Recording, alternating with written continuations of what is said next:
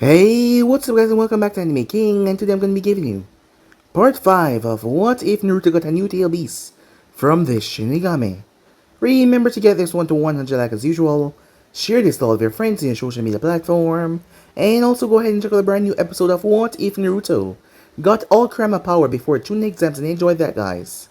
And also, over in Anime King 3, I post a brand new episode of What If Naruto found the Uzumaki curse, so go ahead and enjoy that guys. If you're new, yes, I did have 3 channels, Anime King, Anime King 2, Anime King 3, which I post What If on every single day. Yes, you heard that correctly, every single day for you guys to enjoy. So yeah, links will be down in the description. Go ahead and check out the other 2 channels. And also guys, if you're new to the channel and this is the first time hearing my voice, go ahead and click that red subscribe button guys. And remember to turn on the bell notification because I indeed post every single day. Yes, that's correctly, I post every day. So turn on that bell notification so you won't be confused guys. So yeah, without further ado, what do you say we jump right into this new episode? Start the intro.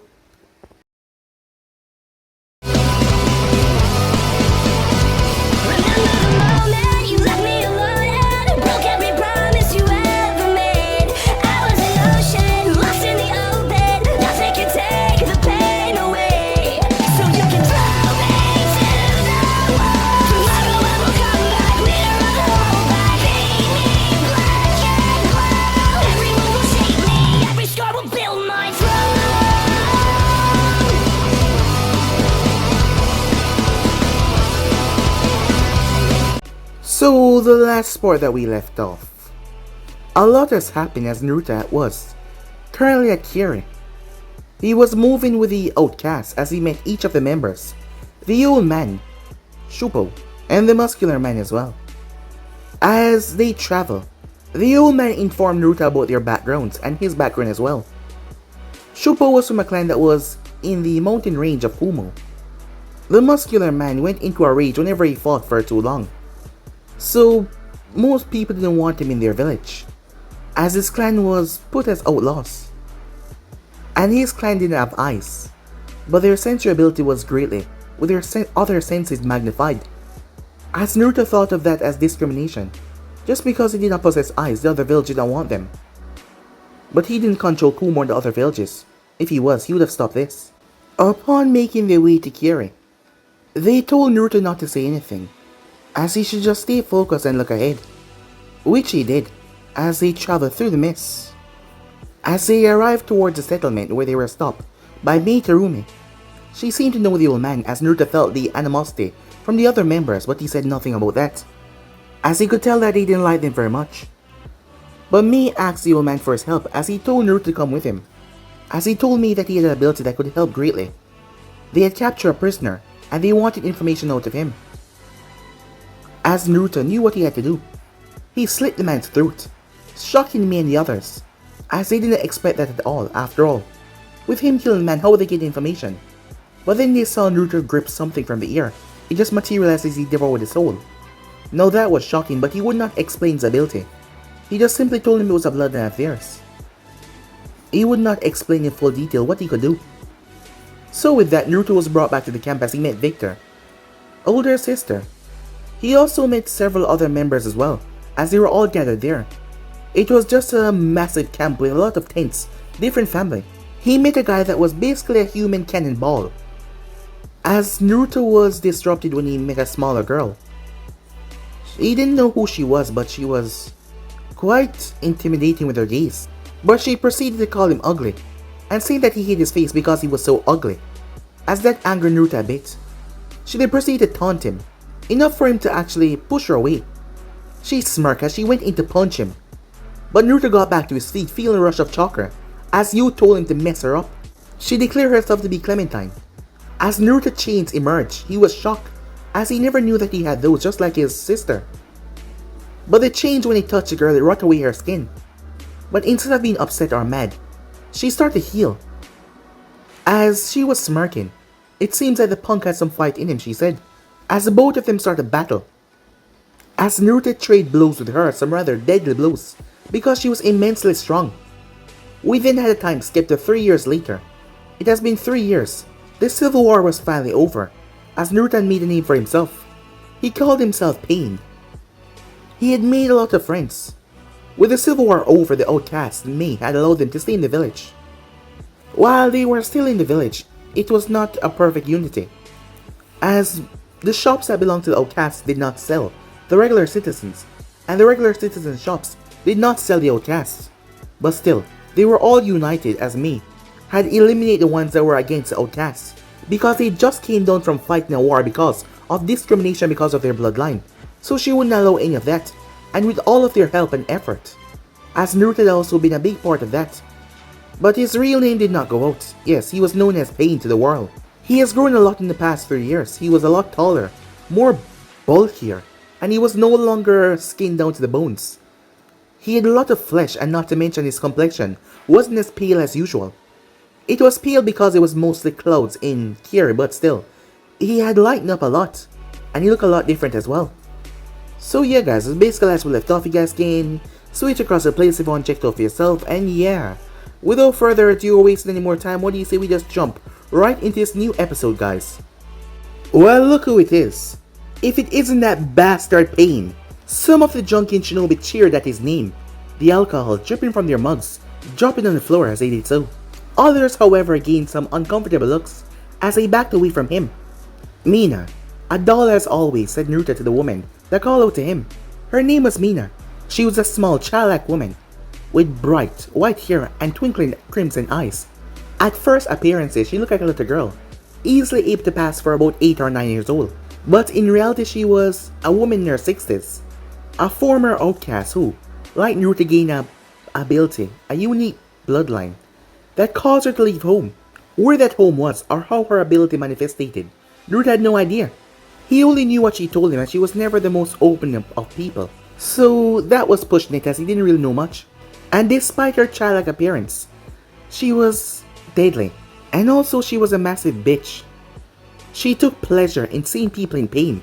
She was kind of a sadist as well. Well, big time sadist.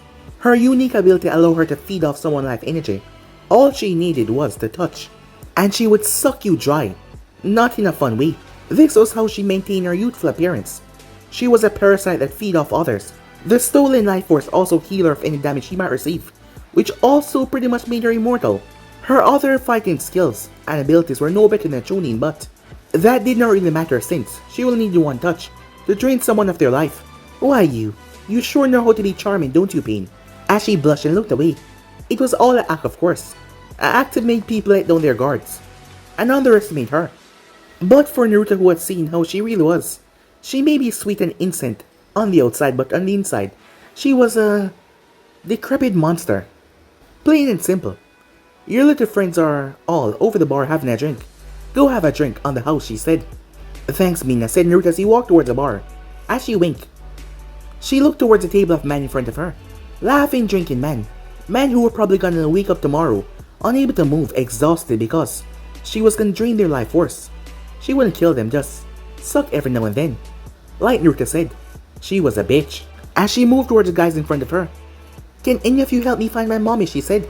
As Naruto walked, he couldn't help but grin as he saw how people got out of his way. Some out of respect. His contribution in the war was not kept a secret. Others got out of his way because they were scared. Being scared of a 14-year-old. Well, there was a reason. This was due to what his current job was. Naruto was one of Kiri's hunter ninjas, a shinobi that hunt down and kill rude ninjas. It was a job that he did alongside 2 others, Clementine and Victor. Together they were one of Kiri's most dangerous hunting group, the ghouls.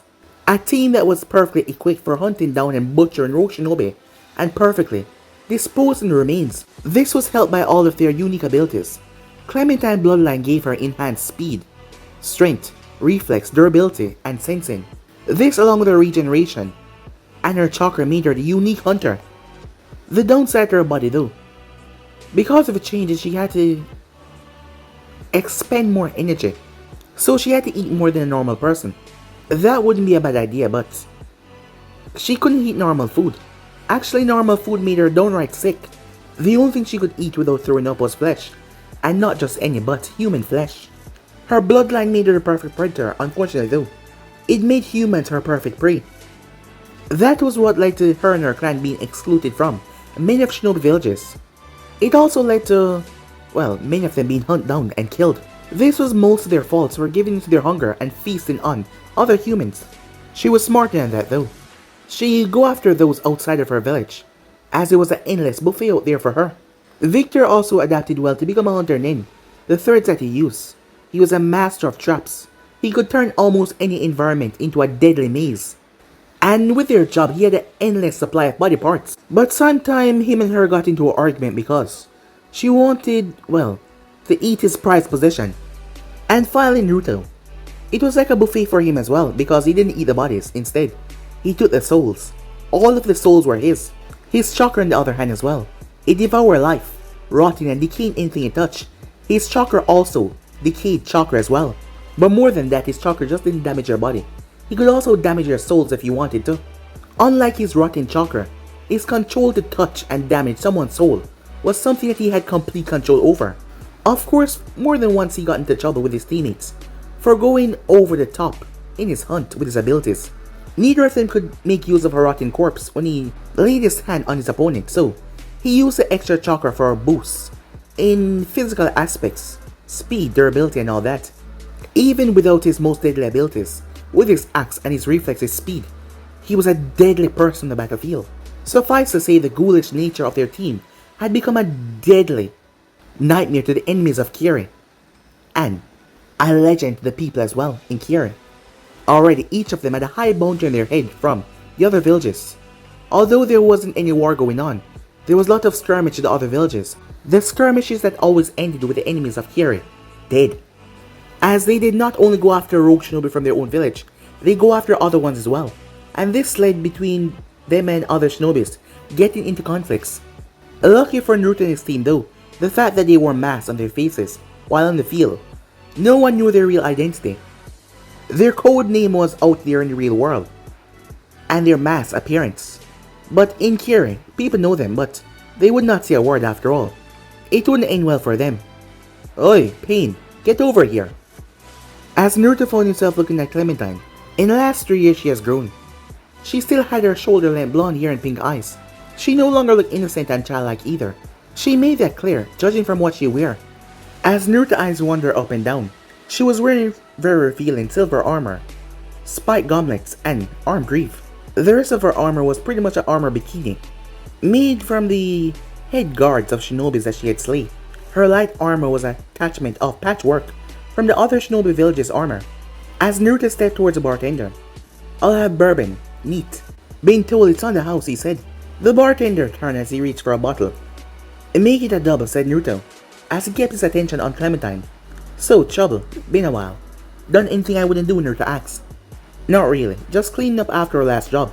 Tying up loose ends, you know." "Loose ends?" said Naruto, as he took his drink. "Yeah, apparently Subaru, that ugly bastard from this town, had a son. Had to check that he didn't see anything he didn't." "Did he?" Naruto asked. "Yeah," she said, showing off her teeth. "Apparently he saw me rip his daddy throat out with my teeth." From behind them they heard a sound of shattering glass. As Naruto looked to see the bartender looking at them in shock, a glass had fell out of his hand.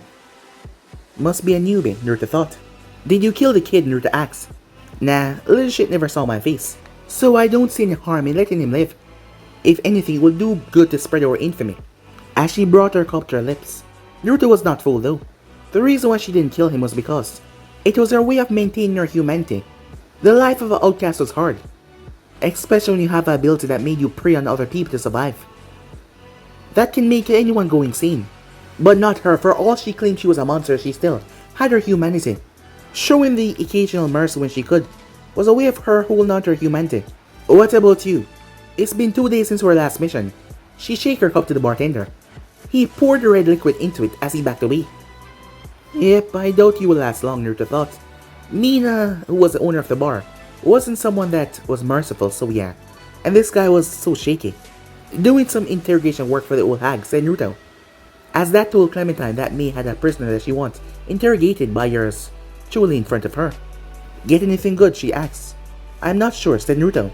"What I got from him didn't make much sense to me, but May seemed to know something." "I'm surprised she didn't tell you," Clementine said. Genuinely surprised. May had a soft spot for Naruto. She let him get away with most things, and she confided in him more than she did with most other people. This was probably because of how grateful she was, because of his contribution during the war. So for her not to tell him meant, it was probably something big. She doesn't tell me everything, you know, said Naruto. Well, she does tell you what color of panties she's wearing, so I would say she tell you a lot, said Clementine, as she smirked and took another swig of her wine, only for her to gag a second later. If it is so revolting, said Naruto, why do you drink it? As he knew because of her bloodline, those things taste vile to her. It's alcohol, isn't it? Even if it made me sick, it get me drunk. True, but that buzz only lasts a few minutes. Due to your regeneration, said Naruto.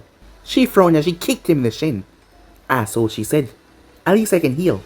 Low blow, said Naruto, as he knew what she was talking about. Due to the nature of his bloodline, the drawback was, he lost his ability to heal naturally. He could still force his body to heal with chakra, but still she found it rather amusing. Of the drawback, pain, Clementine, up to no good again I see. If it isn't a patch. The patchwork scarecrow, said Clementine as she turned towards Victor. Funny, said Victor as he walked to the two. Victor has not really changed that much. He has changed his body and his organs numerous times now, but personality and the way he carries himself has not changed one bit.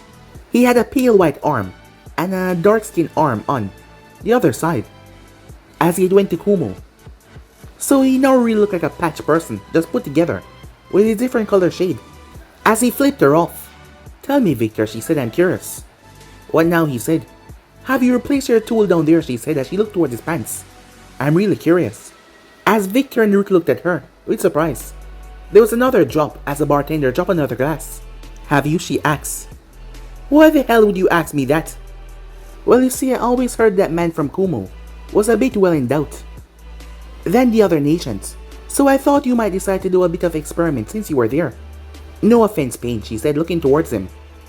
I just hear that Kumo guys are better, she said. As Naruto gave her a blank look. Offense taken, he said. How the hell did we even get on this topic? Asked Victor, as he seemed to refuse to answer though. I did come here for a reason, you know. Of course you did. You came to drink with your best mate, said Naruto. As Naruto drank the swig of what was in his glass. Here, here, said Clementine as she drank hers as well, only for her mouth to bulge as she forced it down. No, I'm here to get you two for the next mission. What's the mission, Naruto asked. No idea, that's why I came to get you. Lady Terumi wants us to come for the briefing. As he guided the two of them out to the bar. But I only just got here, said Naruto. So you won. I had time to get comfortable, said Victor. Has anyone ever told you you're a bit of an asshole, said Naruto.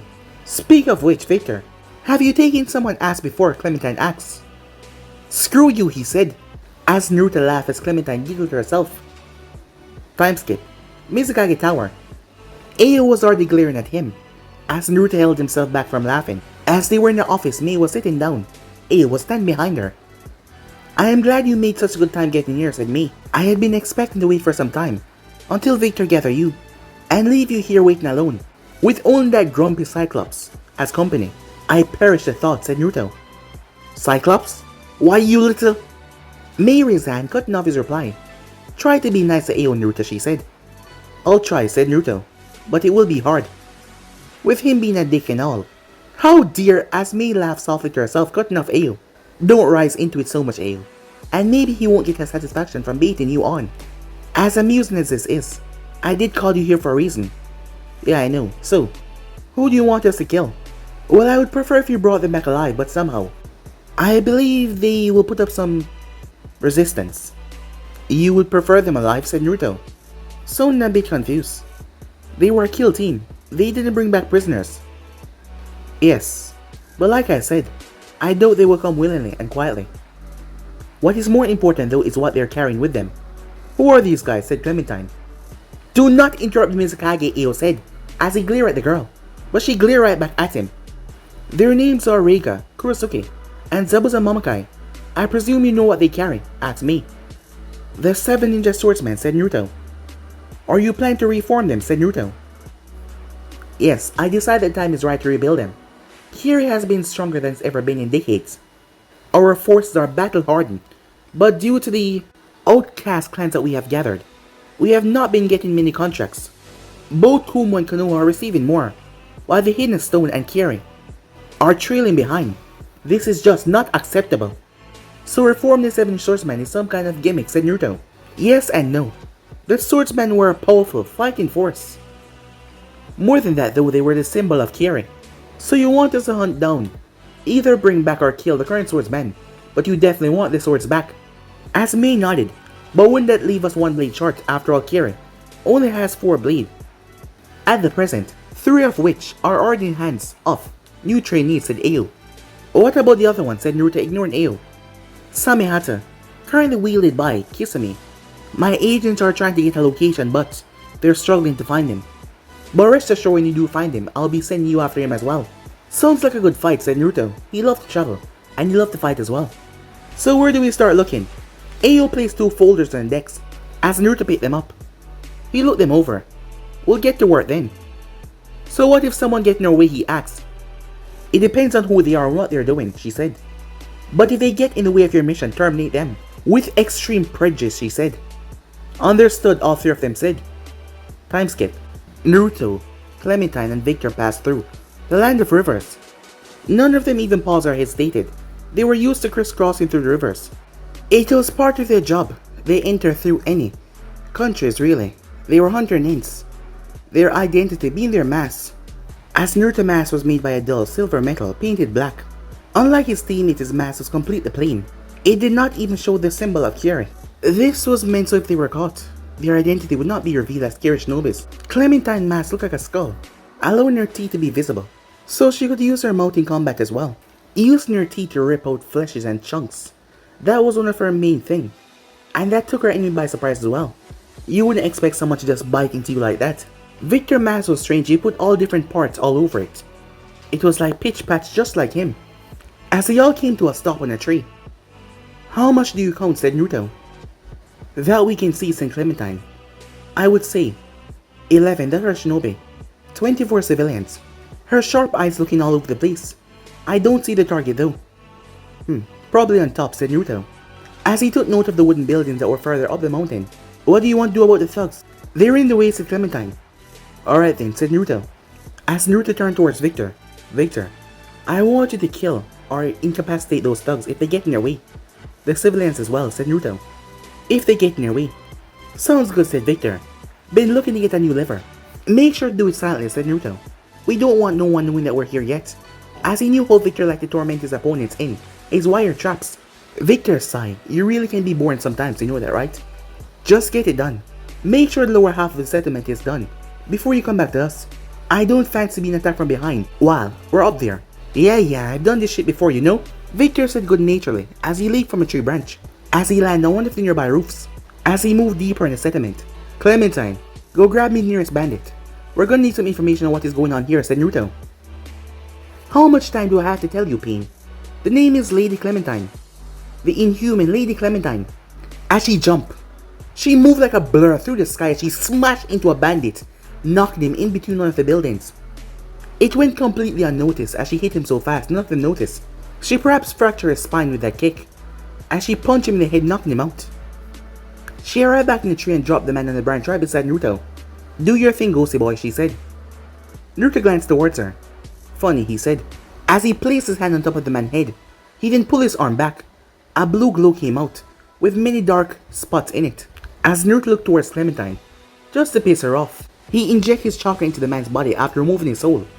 As Naruto found out how to eat the souls with his hand, he didn't have to put in his mouth, he could just absorb them. The body started to rot away. Because of Naruto chakra, as the man turned into a bag of bones, rotting down to the touch. Enjoy your meal, asshole, she said. You, what have you got, said Naruto. Bear with me for a second, you only just devoured soul, said you. Okay, he was an idiot, he didn't know much. Here are his memories from the previous few months. As he sent the images to Naruto, as Naruto opened his eyes, seeing Clementine, as she looked down towards the rotten corpse. Cheer up, said Naruto. I'm sure I can get you a lot of meals later, he said. You better. So what did you get from Ugly? Well, it turns out a band of thugs calling themselves the Kurosaki clan had taken over the village a few weeks ago, and Reiga is their leader. I have to say the guy's a sick bastard. He started to organize funerals for people who don't follow his orders. What's the point of having funerals, she said, although it's a waste of meat. Well, it turns out that he buried them alive while crying. Naruto said that shrug. He was not really that bothered about it. After 3 years, he has become pretty much desensitized to everything around him. Weird. What's wrong with a good old-fashioned beheading? No idea. Now come on. Reiga's on top of the settlement. He's got about 10 more guys up there. The rest will be hopefully dead by now. Awesome. Are we gonna try and take him alive, she asks. Why bother, said Naruto. It will be easier if we just kill him and his followers and take the Kiba blades. Works for me. And you did promise me a snack, she said, as she and Naruto disappear going up. A few minutes later, alright, here's the plan. I go kill Reiga, while you kill the others, said Naruto as he watched a man, as he stood in front of a freshly new grave, crying, with his followers standing around him. They should be quite easy for you to finish off. Once you have done that, come and help me, said Naruto. I'll doubt I'll need it, but it might make the job a lot easier, he said, if we work together. Sounds good, as she reached behind her and pulled out 2 long, needle-like blades, as she twirled them around in her hands. Try not to mess him up too much though.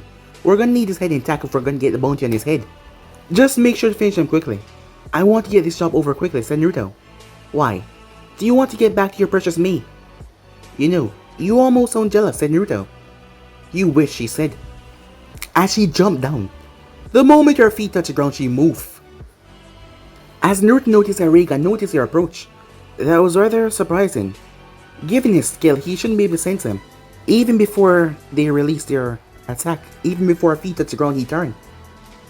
He paid it no mind as he jumped down. The seal on his wrist started to glow. There was a poof, and his weapon appeared.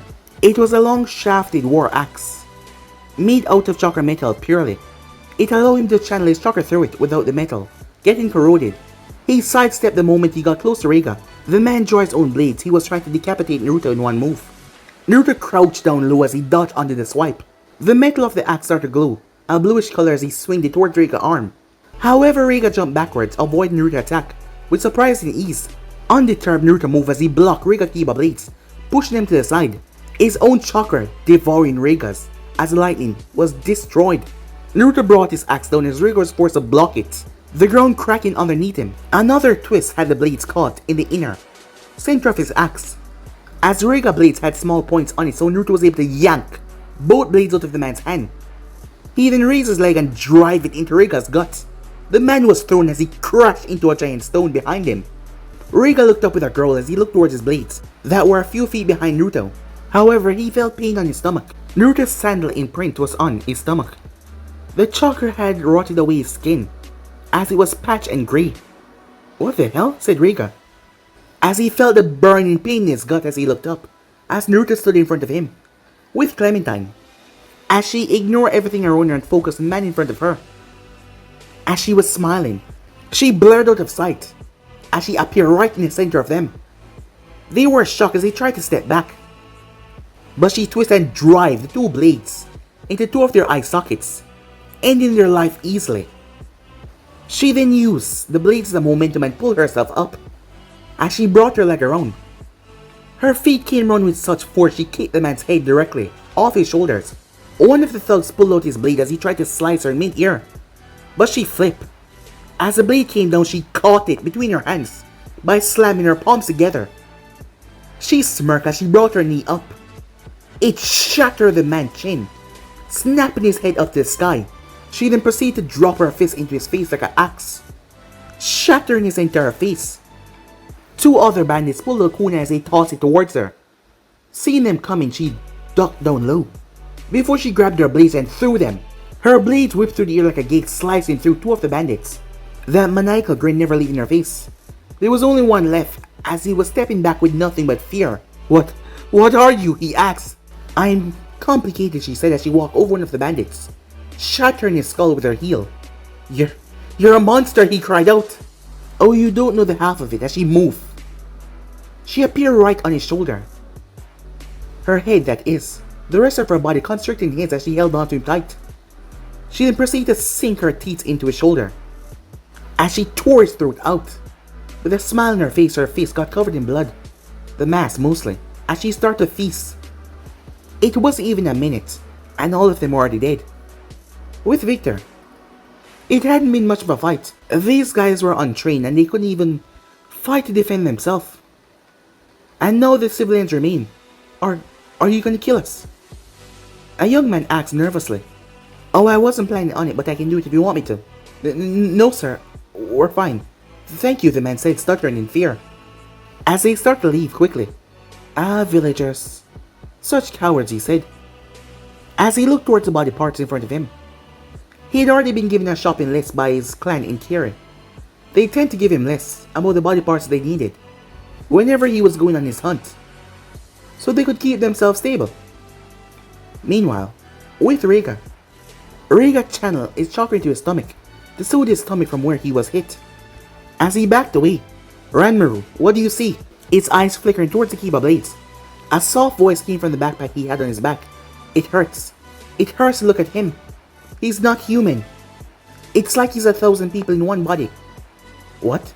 Said Reiga. As he never heard Ranmaru sound so confused or scared before, Ranmaru shook his head from where he was nestled in Reiga's backpack. As his red dojutsu glanced towards Naruto, Reiga, he's too powerful for you to fight. His chakra is not just his. It's like he's drawing from 100 different people that are trapped inside of him. He's a monster, Reiga. We need to run, or he will kill us. We need to flee, Reiga. Reiga was about to say something until Ranmaru shouted, He's coming, get down! Reiga dropped just in Ranmaru as two chains whipped over his head, almost piercing through his chest. The chains stabbing the ground as he rolled away. He saw the grass died and the earth crumble away as he saw the chains coming from Naruto's back. What the hell are you? Said Reiga. The only answer he got was Naruto coming towards him. Reiga threw 2 attacks from Konoha as Naruto dodged. As Naruto watches the man dodge his attack once again, something that shouldn't be possible, seeing that the chains were behind him. It's like he could predict his movements. No, that's not it. Lightning style! Lightning dragon, Reiga shouted. Naruto chain shot out and dissipated lightning. As Reiga used a chance to run away, to go behind him take up the Kiba blades. As they were once again crackling with lightning, Reiga moved towards Naruto and slashed. Naruto slapped the blade aside with his axe, careful not to cut through it. A chain then came from Naruto's chest and tear through Reiga's stomach. Reiga grunted as the insides of him started to decay rapidly. He also heard a whimper from behind Reiga. Naruto closed his eyes before opening them once again. Everything was grey. The only colors that could be seen was the souls all around him. As he saw Reiga blackened soul, but behind Reiga there was another, a pure soul. Oh, I get it now. So that is how you were seeing my attacks. As he ripped his chain out of Reiga and the person behind Reiga's back, both of them collapsing on the floor. Both of the souls were attached to his chain, as they both went into his chest, as he absorbed them. As Naruto inner personality did, as he did best. I hope you didn't destroy his head, a voice said. As Naruto looked up to see a bloody Clementine, with a content Victor following behind her. No, the head is fine, and the Kiba blades have been recovered. He sliced Reiga's head off before he sealed the axe in his wrist. As Naruto sealed away Reiga's head and the Kiba blades, as Naruto kicked the body over, it was now lying on his stomach. What are you up to, Ghost Boy? Because I'm not eating that. Your corroded chakra messed it all up. Try thinking with something else more than your stomach for once, said Naruto. As he removed the backpack, there was a kid inside, his eyes glazed over. As Naruto noticed his chakra flowing out of his eyes. His body no longer provided chakra for them now that he was dead. This kid had a dojutsu. Some variant of the Sharingan or Byakugan, I'm not sure. Either way, it allowed him to see through this bag in all directions and track and predict my movements. Sounds interesting. Might be worth harvesting them. My thoughts exactly. By implanting them in another Kirishinobi once we find out what they do and how they work. As he sealed away the kid, how much room is left in that scroll? We'll need to store away Zabuza's head and his sword as well. Should be plenty of room left, though I might just seal Zabuza's blade and these bad boys, said Naruto as he looked towards Kiba blades. Inside this, as he pointed the kanji on his wrist, permanent sealing tattoo, to seal anything way at his whim. Sounds good. Can we get a move on? It's starting to stink around here, said Clementine. Don't be so soft, said Naruto as he released 3 chains. They wrapped up Reiga's body, and his body was turned to dust as it decayed on a cellular level. But the wind picked up at that very moment, blowing all the dust in Clementine's face. For Kami's sake, she cursed. I really hate you sometimes. As both Victor and Naruto laughed. Come on, we better set off. Zabuza is in the line of wave, working for the shipping magnate called Gato, said Naruto. And with that they moved. 2 days later in Konoha, Minato Namikaze sat in his chair as he looked towards the village that he loved. 3 years it has been since his eldest son had vanished. 3 years since the trail had gone cold. Had he been kidnapped or had he run away? The evidence pointed to him had run away. No doubt after feeling oppressed by Kushina and his concern about his health. Something Minato came to regret after all a part of him knew that he handled the situation wrong. They should have allowed him to become a shinobi. No, not a combat shinobi. He was too weak and frail for that. Not an interrogator, he didn't have it to force the answers out of people. But maybe a Konoha-based medical nin, so that he could work in the environment of the hospital that was based on control. It would fit for him. But such thoughts were pointless. He couldn't change the past. He could only think to the future, hoping that he was out there living a happy and safe life. That was the best he could hope for. In the 30 years that passed, a lot had happened.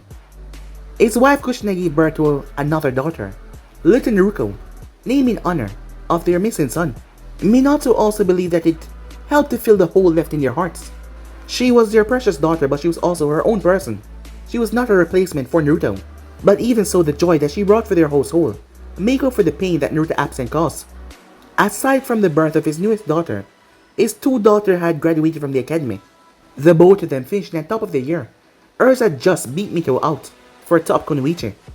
Erza had been approached by Yujiro, who had taken time out of the Andu so that she could take her on as a student. Yujiro was one of Hokage's personal guards, and Erza's natural talent did not go unnoticed with Kinjutsu. She was given a choice though to accept it or reject it and join a team, but she chose the apprenticeship, and for the last 3 months she has been working under her new sensei. An apprenticeship was a lot harder than being on a team though, but Erza had gained it through her own accomplishments though. Mito mainly focused on Fuinjutsu though.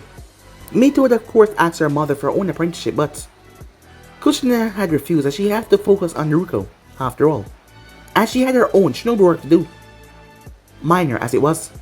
Mito had taken the rejection gracefully. She knew full well both her parents would help her if she needed, so she had went on to join Team 7, a team made up of Sasuke Uchiha and Sakura Haruno, a team that worked well together. Apart from a bit of tension between Mito and Sakura, it was at the thought of Sasuke Uchiha that caused Minato to frown. Things shouldn't have happened like they did, but unfortunately did. Investigation in the matter had soon revealed a culprit behind the shadows, Danzo Shimura. Suffice to say, the man was now dead, and his root ninjas who gave up was rehabilitated. The ones who did not was dead. The man passing has not been easy either. Minato had led a group of Anvu and elite Jonins down there to strip everything away from the man. His position as Hokage's advisor was meaningless to Minato, as he had the man's mind ripped apart for every secret. Even now, 3 years later, they were still sorting through the man's deceit. It had been hard work as many of them had died, but some good came out of it, a lot of good. As there was a lot of things that they had ended up speaking with other villages, gaining more ties and alliance. The new information also led to the destruction of several of Orochimaru labs all over the elemental nation, and the termination of several of his henchmen and their experiments. Though the man himself was still not found, neither was his full network, which was concerning, especially with the information that Jerry had bring them. A group calling themselves the Akatsuki, and a new village called the Hidden Zone as well. There was a knock on his door as he turned in his chair, as he told him to enter. As the group entered, he smiled as he saw the bright smile on his daughter's face, Mito. She was wearing a blue battle dress with black shorts underneath, blue sandals as well, with wrist guards on her arms, as she had a thick black belt around her waist that had her equipment in. The last loyal Uchiha was also standing there, looking bored as he entered. The posture that he has on showed that he found everything around him tedious, and that he had better things to do. Beside her was Sakura. Her clothing was similar, but she was wearing red, as she had no black belt. Looking at how they were dressed, Minato wondered if they picked their fashion choice together or if it was simply a coincidence. Either way, he focused towards his former student Kakashi, and how was Team 7's recent mission. As he saw a dark look came on their face, he wanted to laugh. It showed him how much things had changed. During the Third Shinobi War, children like these were already battle-hard shinobis, looking towards a new generation to see them like this, doing smaller missions, didn't have to risk their life at an early age. It made him truly happy. It went well, Lord Hokage, said Kakashi. He also had a smirk on his face, hidden behind his mask. Well, let's see what we have in the way of D-ranks today. No, Sasuke said. No more chores. Kakashi said that we're ready for a C rank. I'm done doing these chores for those that are too lazy to do it. Yeah, come on, Dad, we've been Jenny for about 3 months now. Isn't it about time we have a proper mission? Mito shouted out, agreeing with Sasuke.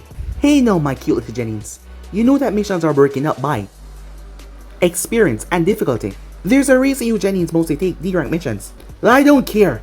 I want something else than those damn D ranks. Sasuke said with a frown.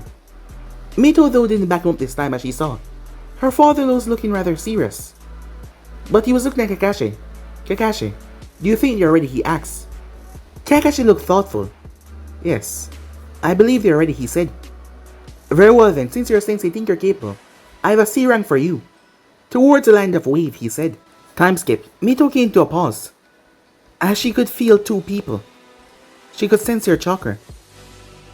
As they were lying and waiting, due to their proximity, she could only occur that they were waiting for her and her team. As she slowed down slightly as she concentrated to try and find them, her blue eyes flickering from side to side as she tried to find them. Noticing that she slowed down, her other members also slowed down, so that they remained in the same formation. Sasuke and Sakura shot her questioning looks, but she ignored as she glanced towards Kakashi as she wondered if he could sense him as well. Mito knew that he knew she was trying to get his attention, but he did not even look up, as she couldn't say anything to him, or they might overhear. It was then that Mito noticed the puddles. Small idiotic puddles that, on a normal day, Mito would just walk past them, without even noticing. But due to her sensory abilities that was enhanced by the beach in her stomach, she could feel the chakra and the bloodlust as well. As she reached and pulled out two kunais from her belt, the puddles were genjutsu hiding two shinobis who were lying in wait for them. She glanced towards Kakashi as she frowned. Once more, it didn't look like he had noticed anything. As she continued, she noticed Kakashi glance towards the puddle as they passed. She sighed in relief at that. At first, she thought that she was the only one that saw it. But if Kakashi had saw it, that meant maybe it was supposed to be a test or something, because he hadn't said anything to anyone. Kakashi stood behind them as it was then that she found it. As two chakra signatures burst upwards, she turned in confusion as she saw the look on Kakashi's face. From that single eye hole, she could see the surprise. As the ninjas threw a chain and caught it. One down as they pull. Sakura pale as she watched her sensei got torn apart. As she broke the group formation and started back with fear. They got sensei. Sasuke pulled a kunai as he launched it. As Mito moved with Sasuke, hoping that it would make up for the formation that Sakura broke. She noticed the metal claws that were dripping that strange liquid. Sasuke threw more shurikens as the two men dislodged their chains. As they came around, two down they said as they were about to tear Sasuke head clean off until Mito stepped right in.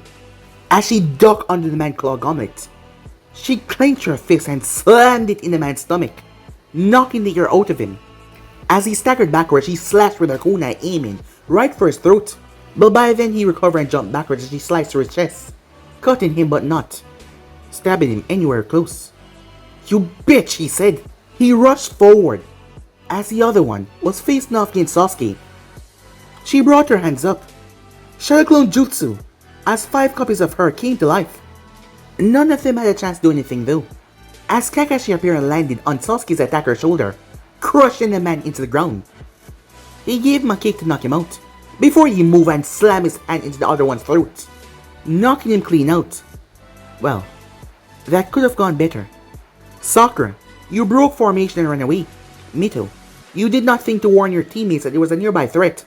And Sasuke, you did not plan to inform the others of your plan. You just moved forward without thinking of the consequences.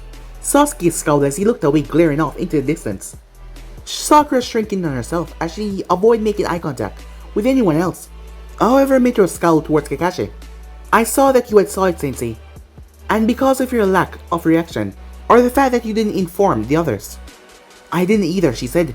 Well, you should always share information, you never know when it will be useful, or it may save a life. That being said, I can understand why you wouldn't in this scenario. As he realized why she didn't inform the others. The both of you secure those two so the envoy can pick them up for interrogation later. Mito went to put 2 of her Fuinjutsu seal on the man that would prevent them from using their chakra so they wouldn't escape. In the end, you lot did good. These shinobis are missing from Kiri, and shinobis like these don't give up. But why would they be after you? Tetsuna started to sweat. As Kakashi started to question him, the man broke as he broke down and started telling him everything about the mission and who exactly was after him. Gato, so you're in the way. That is why he sent the shinobis to kill you, so you can't create that bridge. and you can't run him out of business. In all intents purposes, Kakashi should return back home, but Sasuke and Mito want to go, and Sakura seemed to agree with them as well. Maybe it was for peer pressure. He sighed. Well, I guess we can escort you back to your country, he said. As Tazuna started to make it rather guilt-tripped by talking about his grandson and his daughter as well. So with that, they continued to move. Barely an hour later with Naruto. Naruto and his group were making their way towards the coastline. As Clementine stopped. "What's up?" said Naruto. "Shinobis, up ahead," she said. "Two of them. They're not moving."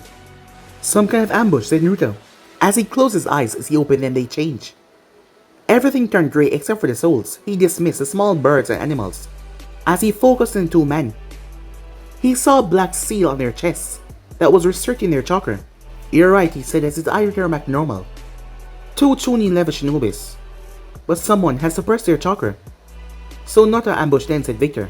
"What do we do?" "We question them, of course, to see what is going on," said Naruto. "If they have a bounty, we take their heads. If not, we kill them anyways. Remember, no witnesses if possible." "Sounds good to me," said Clementine. "Well, look at our luck," said Naruto. "If it isn't the demon brothers. Zabuza little bitches. Now what are they doing so far away from their boss?" "Looks like we also hit the jackpot. They will have plenty information on Zabuza, and not to mention, they have bounty on their heads.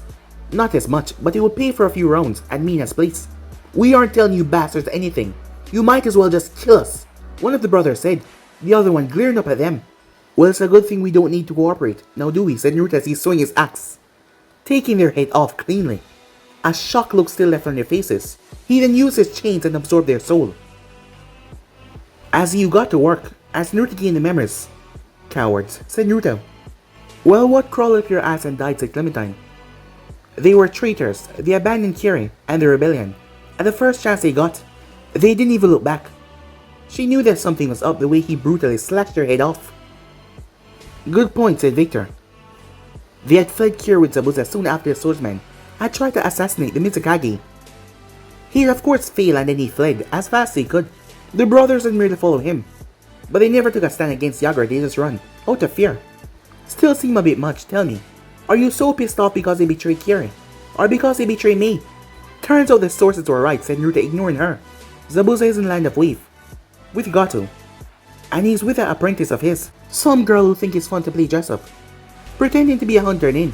It also appears that the bridge builder, this Tazuna, has some shinobi protection. Anyone that we should be worried about?" "Maybe," said Naruto.